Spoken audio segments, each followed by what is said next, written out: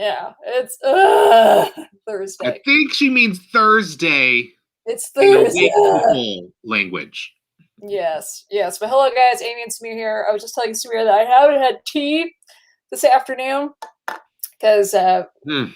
had someone over at our house and I couldn't get into the kitchen to make myself tea. So just telling you now, Have some uh, alcohol. if the yawning drinking game is still a thing, get ready. I have water. Snap her out of it. Wake up. But I hope everyone is having a good day. We will be continuing our second out of 4 cat movies for Genre Thursdays that we were doing.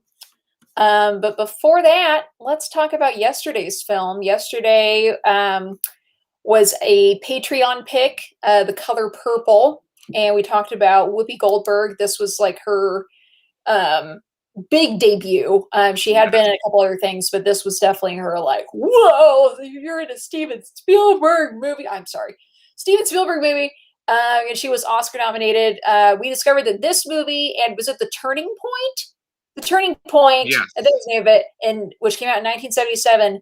Those movies are tied for the most Oscar nominees without winning, and that was 11. Both of them got 11 Oscar nominations and didn't win a single one, which is tragedy. Shameful. It's shameful, really. They should be ashamed. At the very least, Whoopi Goldberg should have won Best Actress for this, I think. Right? I didn't see the film that won. Trip to Bountiful. Yeah, I have not seen Trip to Bountiful, but like, she's how do you so not win the Oscar it. for this? How did Oprah not win an Oscar for her role? Like, no, this was like it's just acting awards. This is like acting masterclass. This movie, like everybody is firing on all cylinders. Like, I forgot how much I loved Oprah in this movie, and just how I was like deeply, deeply upset by what happens to her character, because she's it's just like, it's so painful to see a character who is like so like the kind of person you wish you were in situations where you are being demeaned and degraded and talked down to or treated like less than, and then to see somebody who's able to rise above that and be strong all that time, and then literally get shut down by force, like, you know, hideous, ugly forces bigger than her. It was so painful. And this is like a pretty light version of like these stories. Like, this is still, you know, it's a heavy story, and it doesn't try to short shrift any of the emotional weight of anything. But I do feel like they do kind of go a little soft on the heart, because the novel, doesn't, you know, mince words.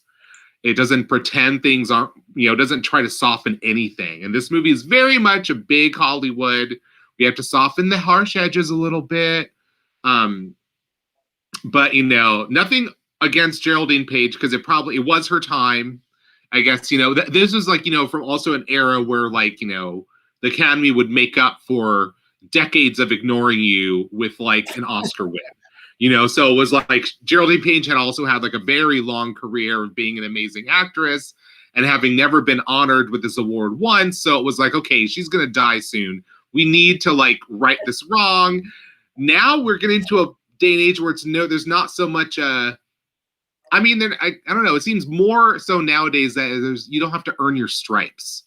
You don't have to pay your dues to be an Oscar nominee. Yeah, I think of people like Lupita Nyong'o, who, you know, her first big film being 12 Years a Slave, and she is first Oscar nomination for Best Supporting Actress, and she wins. And, you know, rightly so, because she was absolutely incredible in this. And yeah, so I could see that, being like, oh, this is Whoopi, like, who's this Whoopi Goldberg person? This is her first nomination.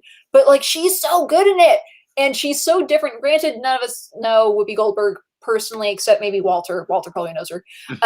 But she's such this like great personality, like outgoing, and then to see her in this character where she's like so bringing it all in and just like internal and scared and meek and just beaten down, literally beaten down. She's just so good in it. She completely transformed. Yeah, like the line that everyone remembers is like, "Oh, you sure is ugly."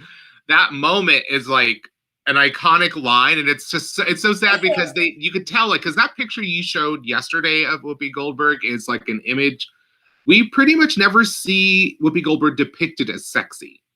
That is Yeah. not like a part of her on-screen persona that anyone has ever really tried to incorporate. Um, and so this is like a role. It's like it makes you wonder, like, did people kind of like carry the impression from the first big role that she had and sort of tie that to her on-screen persona so that she was so she was so impressive in this role. It was another one of those like, can we see you as something that's young and sexy as opposed to young and abused or ugly as the story tells you she is frequently until Suge comes along. Yeah, and she has Also, an ugly smile, which she tries to hide.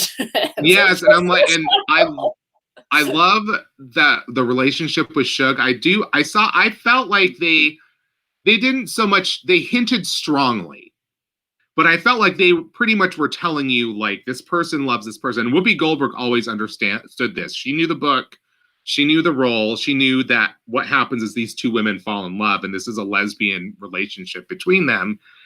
And the movie doesn't really depict that side of the relationship. They show the one moment where they kind of kiss, and you see Celie come out of her shell in front of her, and like you could tell she feels like a human being, like for once, like someone finally makes her feel this way.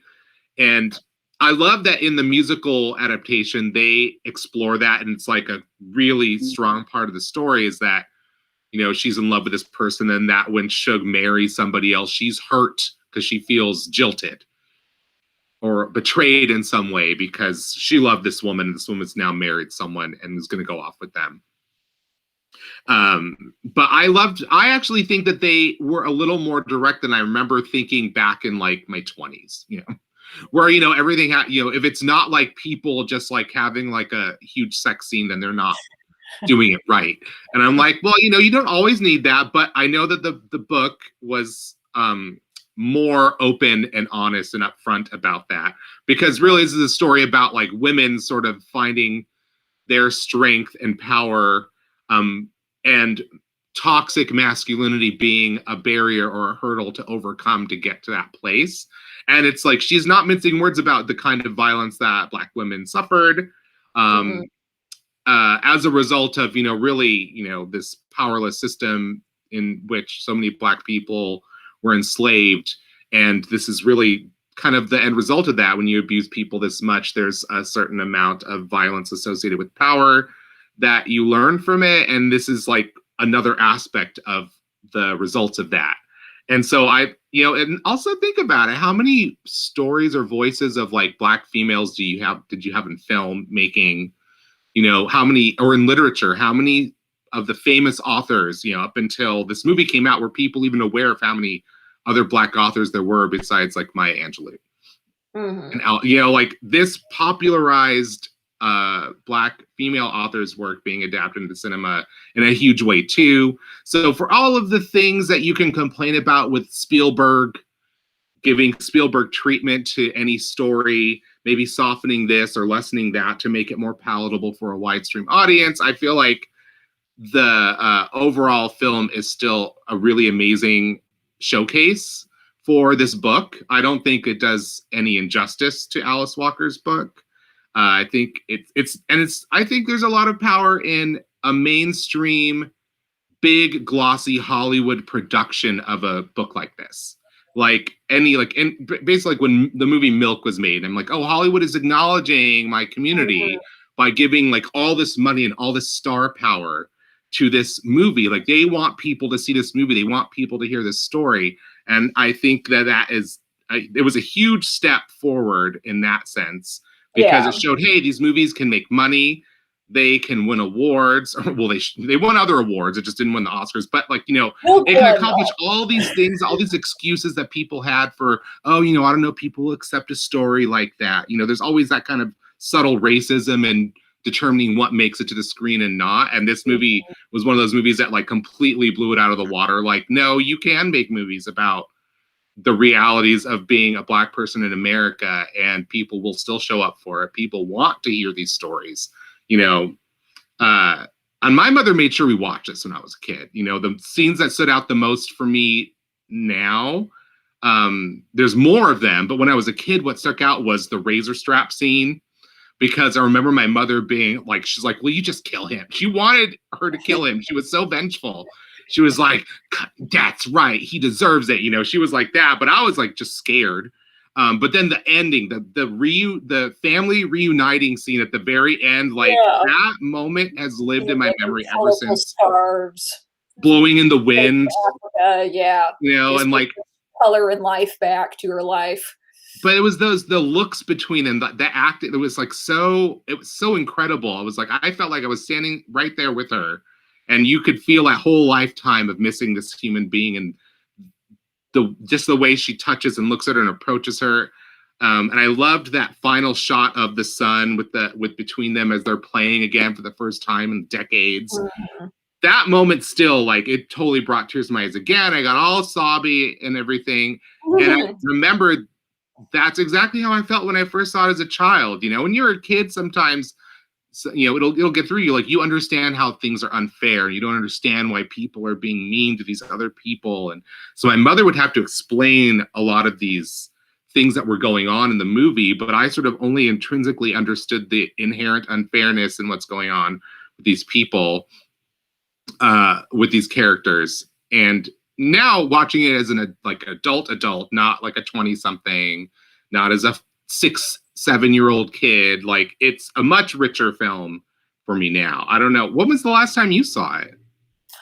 I think I'd only seen this one other time, and probably within the last 10 years.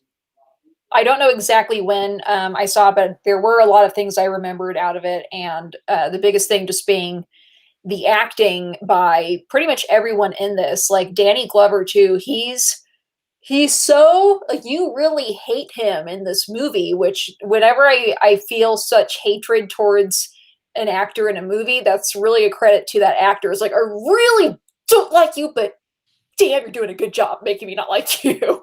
And the same with just like pretty much all the women in this were just like heartbreaking. Like, you know, I'd forgotten one of the actresses that I forgot was in this movie was Rae Dawn Chong, who she is still, I think she's still working pretty consistently. But in the 80s, she had a string of like amazing roles in like really cool movies. And I totally forgot that she's the one who plays Squeak in this movie. Okay. So I was like, oh my gosh, that's right. I saw her name in the credits and I got all excited because she's an amazing actress that also never really got a huge role that was like a huge success that everyone knew her from. But she really deserved to have a bigger career because she's so good. And she gets a little, they cut the role of Squeak down a lot. Like, I think actually Squeak is also supposed to be the illegitimate daughter of that mayor whose wife is like, oh, would you be my maid? Like, you know, so there's like something more in that role that she didn't get to play, which is kind of sad. So I would have loved to have seen more of her because I just love her so much. Oh, look, Walter's met Danny also. Mm-hmm. Walter knows everyone. I'm telling you, Walter, you need to have a really big post-COVID party so we can all join. Yeah, but if you didn't see The Color Purple, just a phenomenal movie, really a crime that it didn't win anything, literally anything at the Oscars, especially Best Actress with Whoopi Goldberg, because she was just absolutely incredible and so much range and emotion in this one role, and it's so different from any other things I've seen her do since then. But she just has such great range as an actress overall. She's great. But this movie is available on HBO right now if you want to see it. I'm sorry, guys. I just keep yawning. I really need caffeine, and I couldn't get into my kitchen this afternoon. That's why you can't be a caffeine addict. If you had never gotten so addicted to it, you'd be just fine right now. You know, Samir, this is not the time to call out my problems, right? That is a common addiction amongst millions upon millions of people all over the world. You are not alone, Amy. But let's I talk only am about not cats. addicted by virtue of not being able to consume caffeine without getting seriously ill. So that is the reason I never. If I could drink coffee, you can bet I would. I would probably have many more ulcers now. Caffeine is life. Oh, also, guys, I'm wearing fake tattoos today because I was filming something. So if anyone I was sees like, this, oh no, what happened to you, yeah, Amy? and I have a scorpion. This is yeah. Those will be gone tomorrow. You're like, when did you lose your taste level, Amy? Yeah, you know what? I just feel like getting two tattoos, even though I am a Scorpion. Scorpio. Oh dear lord. I am a Scorpio, but I would never get that on my body. I mean, shouldn't that be on like your lower back? No. Yeah, Scorpio tramp stamp. Anyway, let's talk about cats. Like we said, Cats. we were going to do cat movies every Thursday this month for a Genre Thursday. Valentine's Day is on Sunday, and we really just wanted to highlight something that really brings a lot of love and joy into people's lives, especially maybe if you don't have a significant other, and that's cats. Yeah. To answer Luke's question from earlier, Kedi is Turkish for cat. And this movie takes place in Turkey. It's actually Istanbul, technically. But this is a documentary. One critic called this movie the Citizen Kane of cat documentaries. Because there's so many cat documentaries. Well, exactly. I mean, this really set the bar, I think, for all cat documentaries. This came out in 2016. This follows a profile of an ancient city and its unique people, seen through the eyes of the most mysterious and beloved animal humans have ever known, the cat. um, this was very well received. Some critics have said this was like one of the top 10 films of the year when it came out. Really great critical response. Some of the innovative things that happened with this is that the cinematographers constructed a special rig for filming the cats at street level. And apparently, they initially the director. This was directed by what was her name? Where is it? Seda Toron. Probably really bookish that name. Bookish, wow. Butchered that name. But she's like caffeine, guys. You can't function. But she is a Turkish born documentary film director and assistant director. She and her crew initially picked 35 cats around the city to focus on. From there, they ended up filming 19 of them. And then from there, 7 cats were featured in the final cut of this film. And I have seen this movie before, and it just shows you kind of like the day in the life of these cats and all the people that take care of them. And there's a really good some of these reviews are really great with oh, here we go. I like this. This is what John Powers from NPR says. Kedi's stars, of course, are cats. And the film glides around Istanbul's back alleys, boho enclaves, and rat-infested piers to show us the range of these characters. As Torin's nimble camera follows the cats doing their rounds, filching food, catching rats, scaring off interlopers, the film offers a glimpse of something richer and more poetic. We see that these cats aren't merely wondrous creatures in themselves, but that they enrich the whole city. They give the people around them a vision of another freer, wilder, more spontaneous form of life, one that could be easily lost in a huge, stressful, rapidly modernizing place like Istanbul. And the thing that really is so beautiful about this film is that it just shows how, it's documentary, it's real. This shows how like this whole city really does take care of these cats. Like they're everywhere. Like I want to go here. And it's just kind of like, yeah, that's just what we do. Like we'll let the cats come into our house. The cats like just they rule this city and everyone loves them. and they've changed people's lives. There's one man in here, I remember, one of, like, the really emotional parts of this documentary, like, he was talking about how these cats, like, literally have saved his life, and, he goes to feeds there's one group of feral cats he feeds, like, every day. He is there with these cats, and, I don't know. I love cats. I love Well, cats. cats just makes it by themselves. They're such a fantastic subject visually because of the way they move and crawl and leap, and watching them as they're like hunting prey. Like there's so many, like you can construct so many stories out of just footage of cats moving and going about their daily lives.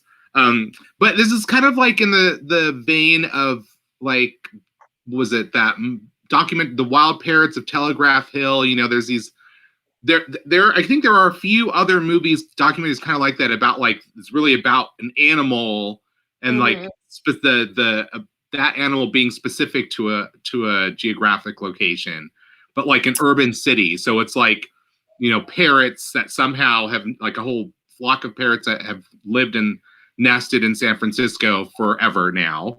And, you know, Istanbul, which is known to have all these cats roaming everywhere. But they're allowed to, like, it's part of the culture. It's almost like the city of Istanbul is like that cute bookstore that you love, where they just let their cats walk around inside, and you don't mind nestling up in a chair and having a cat join you. Only there's cats everywhere. Everywhere.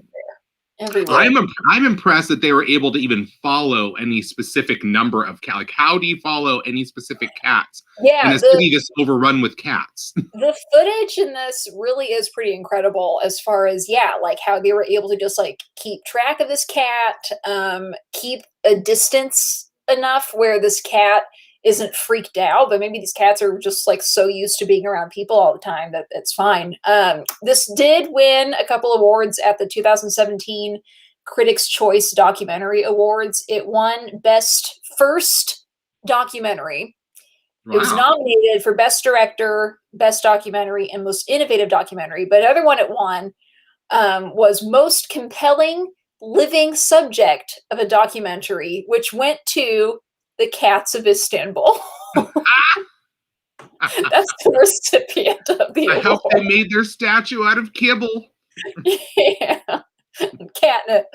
But this movie is just, it's just really delightful. I really think people should watch this movie. Whether you're a cat, if you're any type of animal lover, I think that you will really enjoy watching this movie. Even if you're not super into cats, which one of those. I mean, I like cats. I also acknowledge that, you know, they are probably pure evil as well. But I mean, I call my own cat a demon. But that's true. I've seen it. Yeah, but it's just like a beautiful story about how animals and humans can interact together. Especially, I mean, there's so many, especially with cats. I mean, I think of you know, how many places, especially in the US, where you know, people like they'll round up animals, cats and dogs, and it's like, okay, if they don't get adopted at a certain point, we're going to euthanize them. And this is a place where they really accept all of these animals, maybe to the point where, you know, maybe it could be a little too much. I don't know if they really have a spay and neuter program in place in this city. Maybe they should. I mean, but do you really want to try to capture a feral cat and wrangle it into a veterinary office to have to be spayed or neutered? I would not even. Let me just tell you, one of my best friend, my other best friend in San Diego, that we used to work at Borders together for years, and she worked, I think, briefly for a lawyer. I think she's like a paralegal at one point, and she worked at this office. And like, I think that if I remember correctly, she got a call from the boss who said that he, like, you know, he wasn't going to be back in for the rest of the day. He had to go to the hospital, and he was fine. But, you know, and they're like, what happened? He's like, well, I saw this adorable cat on the street, and I knelt down to pet this cat, and instead the cat took a swipe at his face and scratched his cornea with its claws. Luckily, the guy, you know, because, you know, the eye doesn't have nerve endings, and if you don't go deep enough, you don't feel anything. But he realized this had happened and had to go to the doctor, and he's fine. Eyes healed. He still sees and everything, as far as I know. But, like, that was just like, oh, what a cute. Yeah, I've had You some know, incidents with a couple don't feral approach cats. feral cats with Um, impunity. They will attack they if they feel can. threatened. Not always, but they can. I mean, that can any cat could attack you. Any dog could attack you if they feel threatened. That's an animal. That's their way of communicating, and I don't really judge them for it, No, even though no, it no might judgment, hurt but they me. are wild cats. Oh Feral cats should yeah, not just be treated like a house cat, is what I'm saying. yeah. It takes some adjusting to be sure. Yeah, but it's I do know a lot of people, especially in San Diego, who frequently will trap cats. Like they'll get cruelty free, or they call them the catch and release traps. I Yeah, forget exactly what they're called. Yeah, they take them to the vet, and then some of them like they're even back out on the streets the same day because it is a really big problem as far as just these overpopulations, and then people don't know what to do with it, and there's not enough room in the shelters, and it's a lot. Anyway, spay and neuter your pets. I got my cat fixed, and we're planning on having her be an indoor cat. Just in case. legacy of Bob Barker lives on. Yeah, and we didn't want her to go into heat because she's already kind of psycho at times. Oh my god, I'm like, I can't even imagine your psycho cat like being in heat. It's gonna be hell. Yeah, it was yeah, we just decided that wasn't gonna be a good thing. For anyone, including herself, because she wouldn't be satisfied. No. Like, ain't happening, honey. As we said yesterday, this movie is available on Canopy. This also might be on YouTube Red if you have YouTube Red. That's actually the first streaming service that it was available on, so it might still be on there. But Canopy is the one that is, if you have a participating library card, you could sign up for Mm. Canopy and get a lot of movies on there for free. You just have to see if your library works. Mine didn't, so I had to sign up for a different library, which I was able to do online. It was That's really right. easy You to got do. your library number online too, so you didn't have to go into the No, branch I to didn't even actually have do to that. go, and that's something that they might just be doing now with the pandemic. But yeah, it's really easy to Mm, do. Can we that's show cool. clips on here? We usually don't. We technically can, but it has to do with like copyright issues. We wouldn't want Facebook or YouTube to flag us for showing clips on Mhm. here. But if you want to see things of this movie, you could certainly look at the trailer, go on IMDb or YouTube, and check that out. But Kedi is just an absolute delight, and I hope people enjoy watching it. It's not often that we assign a documentary, um, Yeah. and it's just a nice documentary. I mean, after last month we did true crime documentaries the whole month. This is not like that. This is just a nice, friendly cat movie. Uh, We went from true crime to cats, and I think next month, what will it be? Serial killers. Um, Maybe we like balance. Killer cats. That's going to be next month. Specifically, true crime cat documentaries, starting with "Don't F with Cats," which yeah. if people haven't seen that, that's insane. But yes, And this also, is available on YouTube Red. I just looked it up. Somebody apparently already has uploaded their screen recording of it from watching it on YouTube Red to regular YouTube. I just discovered, which was unfortunate. I thought it was like going to connect to YouTube Red. It did not. It just brought up. It's just that.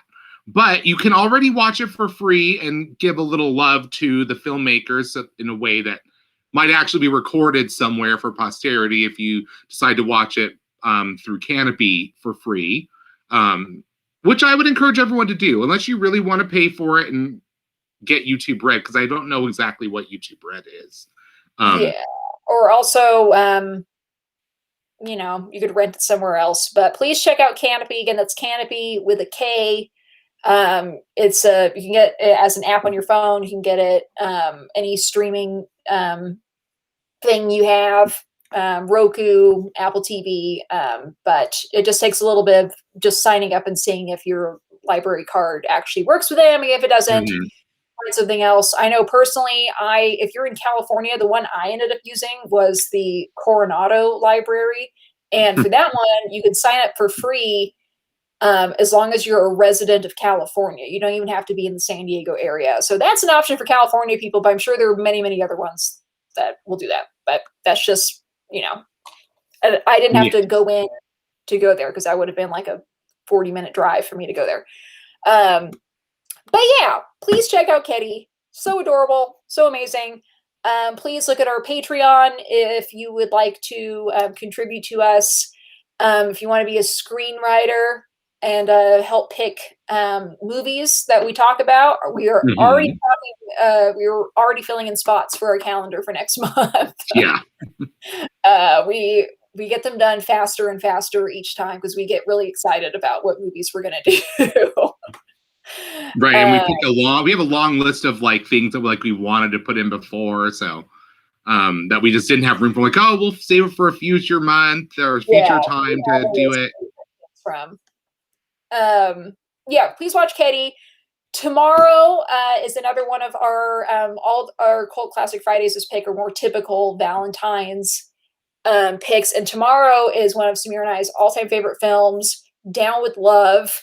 I will definitely be dressing up for that one because I've got a wig to wear for it, and Samir might already know what that wig is. Maybe. I just might.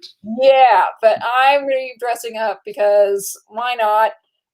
Takes place in the early '60s, and I've got a wig that's going to work for it.